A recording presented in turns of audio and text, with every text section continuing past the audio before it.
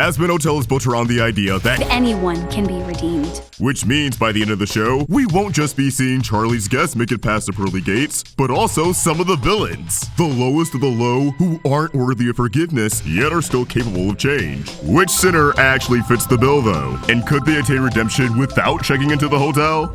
Starting with a curveball, we have someone I think a lot of people overlook. Katie Killjoy. It's easy to write her off as a one-dimensional antagonist who doesn't offer much beyond comic relief, but think about it. Wouldn't she be the perfect villain to get redeemed first? Starting small with someone who's not a huge threat, but still has a reasonable impact on the status quo. Despite Katie's minor role in the story, her presence has lingered throughout it, as she has constantly undermined Charlie's efforts with the hotel, portraying the princess in the worst light possible, which has driven sinners away from giving her plan a fair shake. It's affected the perception and traffic of the hotel on numerous occasions. Katie also plays an active role in the V's maintaining their good image, constantly endorsing Vox tech and spinning Vox's meltdown as an angelic terrorist attack where Valentino stepped in to save the day. The V's would not be able to get away with their shady dealings if it wasn't for her. Yet all these lies and slander isn't entirely of Katie's own volition. Vox scolds her after 666 News publishes a positive article about Charlie in the hotel, in spite of the fact that Katie was just fear-mongering on television. She's not in a position to actually speak her mind. She's forced to scare the masses so that the V's come across as their knights in shining armor. And I say forced because knowing how the V's operate, I'm certain she's bound by a soul contract. She has to regurgitate whatever BS they feed her.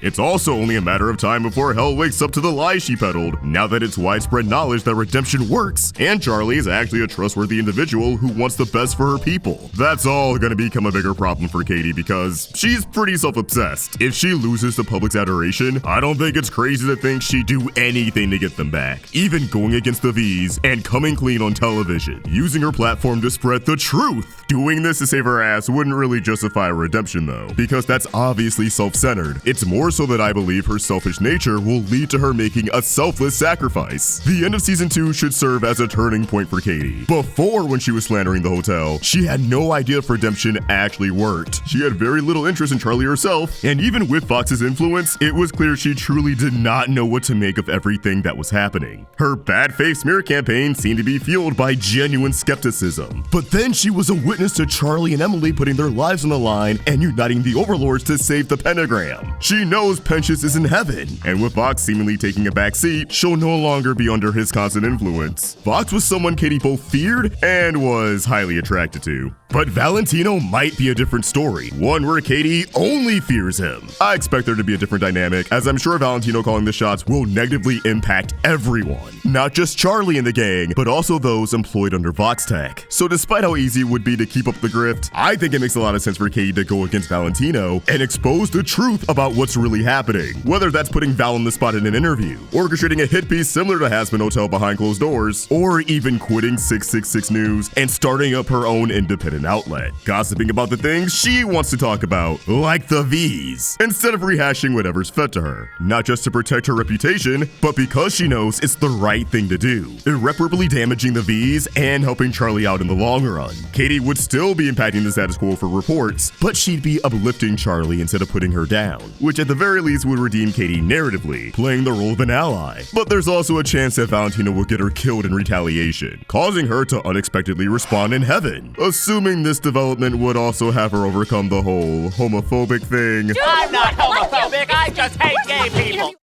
What we do here is go back.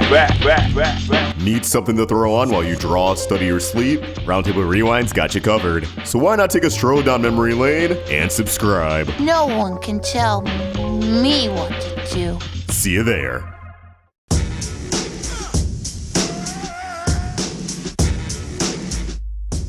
Another unexpected redemption I could see is Carmilla Carmine. Unexpected because she's not necessarily an antagonist, but someone who's shown to help out the likelier winner of a war in order to keep her daughter safe. Introducing angelic weapons to hell pretty much made Camilla their Oppenheimer. She's gotten a lot of blood in her hands, sinners and angels. Who knows how far those weapons have traveled thanks to the black market. So if she ever found herself in a position where she wanted to get into heaven, she'd definitely have to work for it. And given what Vivzy Pop said in an interview, I do believe Carmilla will want to atone for her sins and redeem herself. We will learn more about Carmilla as the show goes on and like where her guilt and her pain lies. She wields so much power that she kind of was the originator from, but it also led to so much more death. It'd be interesting to have a redemption arc for a character that the main characters are on good terms with. And if her profession in hell is any indication of what her life on Earth was like, Carmilla might have always been an arms dealer. So how does someone who's enabled countless death and destruction redeem themselves? Well, I think it'd be fitting if, at some point in the story, Carmilla's final act was protecting her people by creating something more akin to a shield than a sword. Whatever scenario she finds herself in next, she'll remedy it by truly playing defense, using angelic resources to create something non-lethal but very effective. Maybe a barrier. I'd love to see her make a long-term contribution that keeps the peace instead of stoking the flames. Climbing up the totem pole, we have Velvette. Of the 3 Vs, she absolutely makes the most sense for redemption, as she seems to be the least evil of the trio. I mean, come on. While Vox scolded Valentino for beating on Angel all the time, he got on Velvette for grilling Carmine with a banger musical number, where a lot of her points weren't even wrong. Now, don't get the idea that I think she's just a misguided cinnamon roll who can do no wrong. Being the lesser of 3 evils is still being evil. She's always been on board with the other V's screwed up plans, and clearly enjoys her position as the social media overlord. I'm just saying she's an easier cookie to crack compared to Vox and Valentino. I could actually see her redemption arc spurring from Valentino's ego getting the better of him, just like Vox. Velvette calls things out for what they are and was very vocal about Vox's behavior throughout the 2nd season. Seeing Val go mad with power in a similar manner may give her the push to break away from the V's entirely, which would destabilize their whole empire, as she's the glue that holds them together, not just in terms of personality, but their businesses. Both Vox Tech and Val's adult films seem to rely on social media for advertisement and recruitment, and as the overlord of such, Velvette's able to manipulate and censor whatever she wants. Losing her would be a huge hit to the other V's, and having her as an enemy would guarantee a humiliation ritual. She hit it off of Alistair when he was Vox's prisoner. She initiated the V's getting involved with stopping the might of Lilith. It really feels like they're sowing the seeds for a face turn down the road. Of course, there's always the possibility that she could part ways with Valentino, only to become a truly horrifying villain in her own right, taking all of his supporters while still opposing Charlie. But I'd rather have a respectless reprise where she dunks in the other 2 V's for being pathetic while declaring her respect for the hotel. You're getting a little hype just thinking about that, right?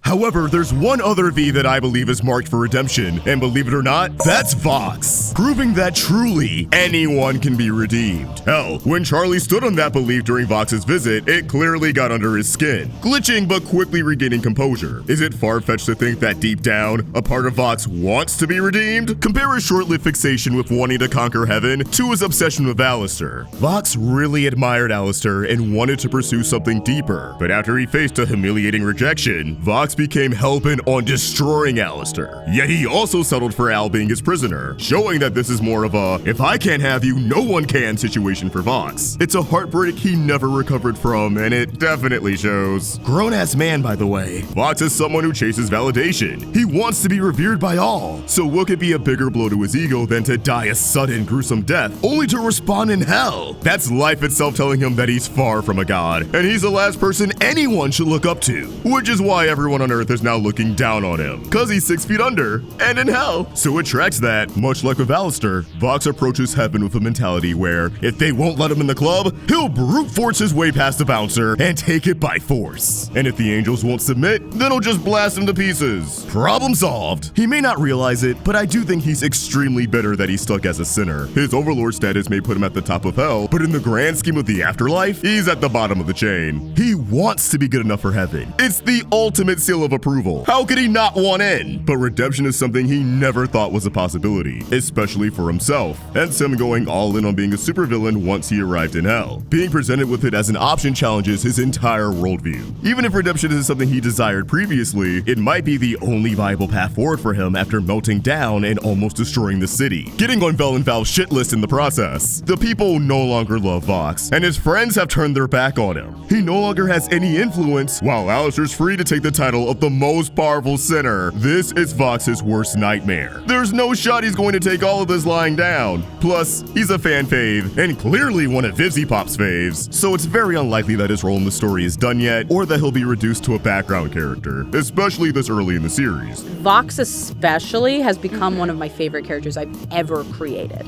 The range of everything that we got to explore with him in season 2, knowing where it goes past that, the safe thing I'll say is that Vox has been humbled. And so in season 3, we will have to see him deal with not being the person who's at the top of the food chain anymore. And that, I think, inherently creates a different arc for him. Does he grow from that? What does he do from there? Is something I'm very excited for everyone to see. Yet, after dedicating an entire season to him as the big bad, I can't see him stepping back into that role. It'd be repetitive, you know? Ooh, Vox manipulated his way into everyone's good graces again, only to crash out over Alistair. Haven't seen that one before. I actually think a redemption arc would be the most interesting thing you could do for his character. He's always coasted off the motto, trust us, despite constantly lying and stabbing people in the back. Like, literally stabbing them. We all saw that montage. Now that he's lost everything he cares about, he's going to have to earn that trust back. Do you know how hard it would hit for Vox to be put through the ringer for a season or two and actually grow as a person, leading to a big climactic moment where he hits Charlie with the most genuine trust me we've heard in the series? I'm soy jacking just thinking about it.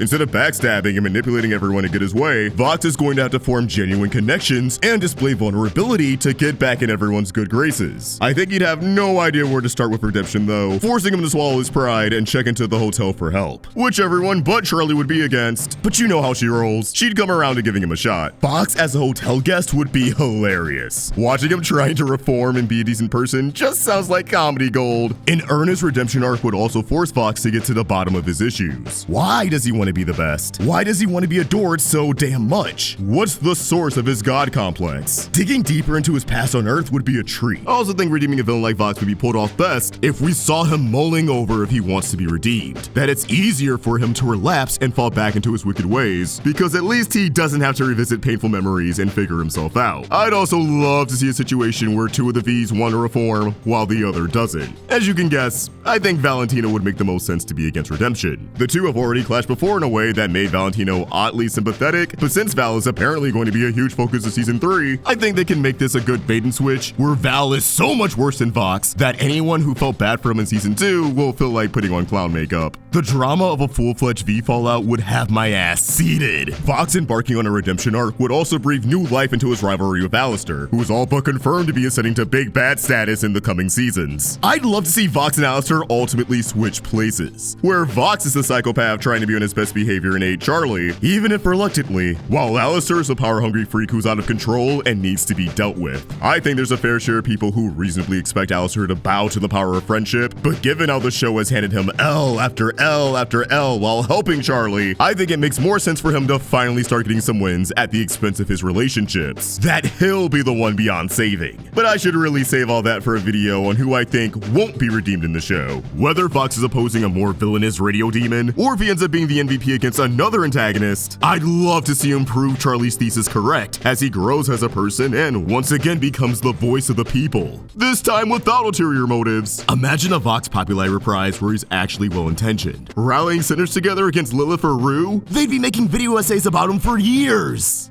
I mean, half of them would trash the show's writing, but still, based off everyone we know so far, Vox would be the best candidate for a major redemption arc in Hazbin Hotel. A redemption arc that would challenge both the characters and audience every step of the way, as nobody knows if they should trust him. Comment down below who you want to see get redeemed in Hazbin Hotel, or keep the conversation going over on Twitter and Instagram by giving me a follow at Vox and at Roundtable Vids. Shout out to everyone who's supporting us over on Patreon, and if you enjoyed this video, please throw it a like and subscribe to the Roundtable with notifications on so you never miss a video. Thank you for watching, and I hope you have an awesome day. Peace!